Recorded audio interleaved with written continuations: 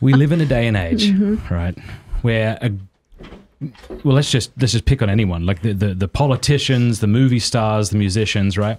They don't know what men are. They don't know what women are. Yeah. They don't know what sex is. Could mean any kind of sexual act, right? They don't know what marriage is. This is bizarre. Like, think about that. I don't think that's hyperbole. You don't know what men, women, marriage, and sex is. And now good luck.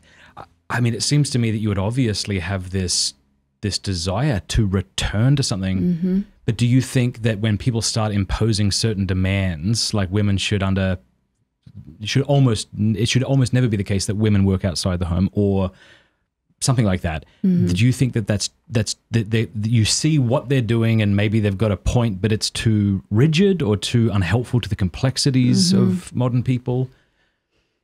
I don't know. I think it's a good question. But yeah, I think again, it feels like there's so many different seasons. There's so many different vocations. There's so many different dynamics in terms of, just even a couple and what they bring to a marriage in terms of their gifts and all of that. So yeah, I would be really reticent to just say it has to be this way. But do I think that it's objectively better that women should be home with their children because of the benefits that their children receive? I think that's unequivocal. We know what the research looks like. Does that extend through their whole life? Not necessarily.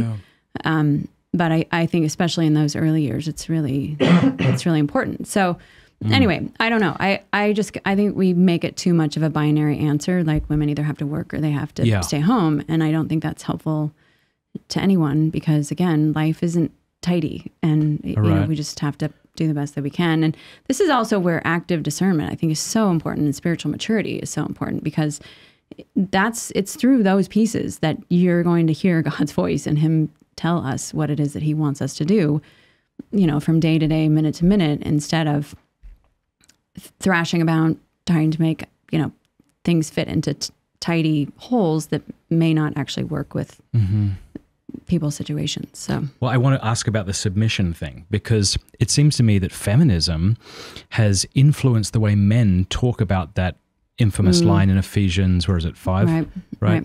So what you often hear in popular Catholic circles, and it's not that it's wrong, it's just, again, it feels like a man bending over backwards to apologize for being a man, right? It'll go something like this.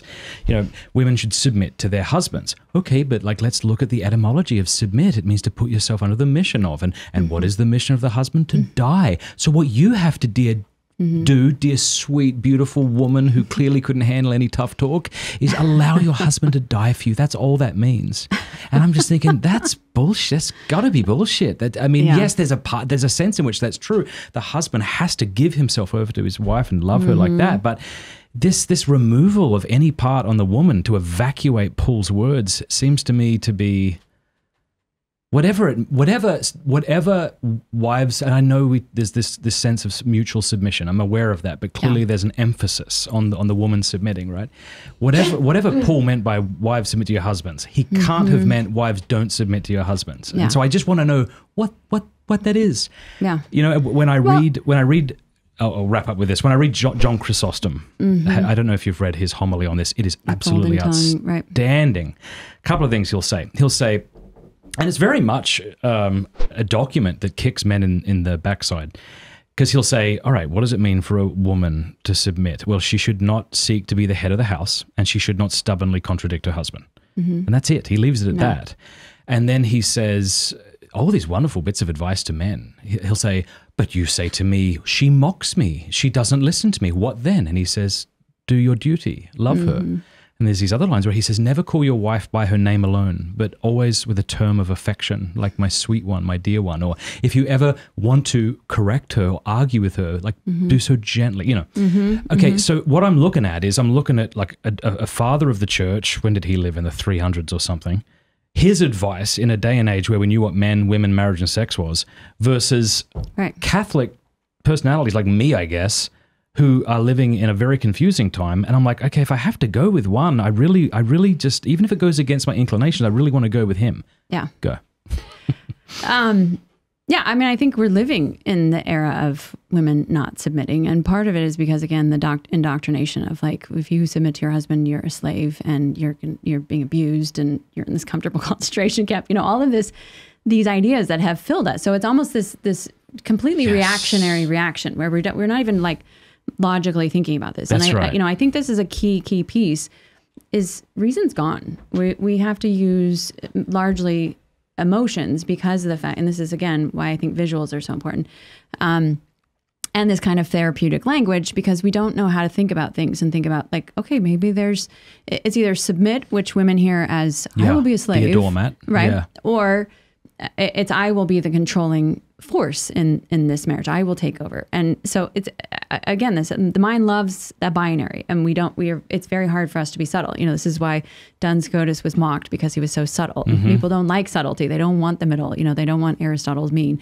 They want one extreme or the other because that's how, especially in sin, we go from, when we get mad, they're like, fine, I will do it, or fine, I will never do it. There's not kind of a balanced response. So I think this is what we're up against is sort of this, a lot of women will hear, especially in Catholic circles, sort of men who feel like they have to say it, but they say it in a way where you're like, oh, if I had to be submissive to that guy, like this would be a nightmare. Like there's nothing compelling about it. Yeah. Versus what is it, the John Chrysostom kind of man? Like maybe that's what we need to help men understand is that kind of tenderness and the duty and that crafting of the rich relationship that needs to happen so that there's actually trust and honesty and all of those bonds are there instead of just this whip. It sounds like a whip to us, or just these extremes. So I think it's really challenging, but I think that there's a lot of way to navigate it, and more, bringing out the works of Chrysostom and others, I think could be incredibly helpful in terms of having a conversation about it instead of saying it has to be this way or this way, to sort of see it in the richness of relationship. I think we agree, and certainly even those verses could make me wince if I think about an immature man raised on porn, a little wimpy dude who marries a woman who now demands that his wife not only submit to him in everything he says, but even sexually because of the marital debt. Yep. Right. Submission and the marital debt are both real things. That's appealing, right? Yeah. Yeah. I mean, that man that you've just painted, and that's, I think, what so many of us think of. And that's the fear. Yeah.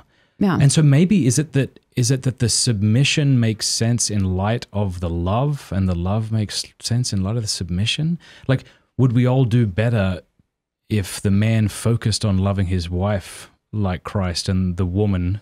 So instead of the man focusing on how this woman's not submitting, if he were to put first things first and love her, and then the woman put first thing first and concern perhaps, and submit to him.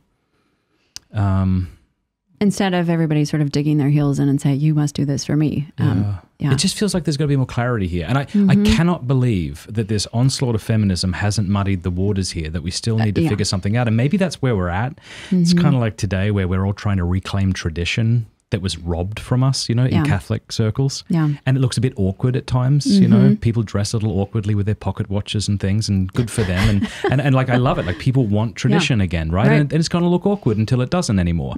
Is it something like that maybe with male and female relationships where it's like we've just been nuked and now we're just both trying to figure out what it means to... We don't really have good role models either. I mean, again, who are we seeing? We're seeing, Britney Spears and Justin Timberlake and the abortion that they had, because he didn't want to be a father when they were dating, just this kind of awfulness everywhere around us. Also this kind of immaturity, spiritual immaturity. I mean, so many people getting married and not having the kind of spiritual maturity that they ought to have. And so we don't have good role models of it. We don't even have, now that I know so many generations obviously are dying out. We don't have examples of people that lived before feminism exploded. So I think that's another interesting aspect of it, is we just don't have any real role modeling. And, that's the beauty of being around large families or being around communities where, especially churches and things like that, where you can see actually what it looks like to be an ordered family and sort of figure out, ask the wife, like, how do you make this work? And, vice versa. And, I think it's got it's things like humor and humility can and should go a long way too, instead of this, sort of bizarre envy that women are constantly promoting of like, I want to be just like you, but I want you to be like me, sort of the schizophrenic relationship that we have with men as well. So, and that happens within the marriage too. So yeah, I think it's figuring out ways to model this for people so that they can start seeing it in real time instead of just making it an intellectual study, can help a lot too. Hey, thank you so much for watching. Before you go, do us a favor, leave a comment, let us know what you thought of the video, like, and subscribe.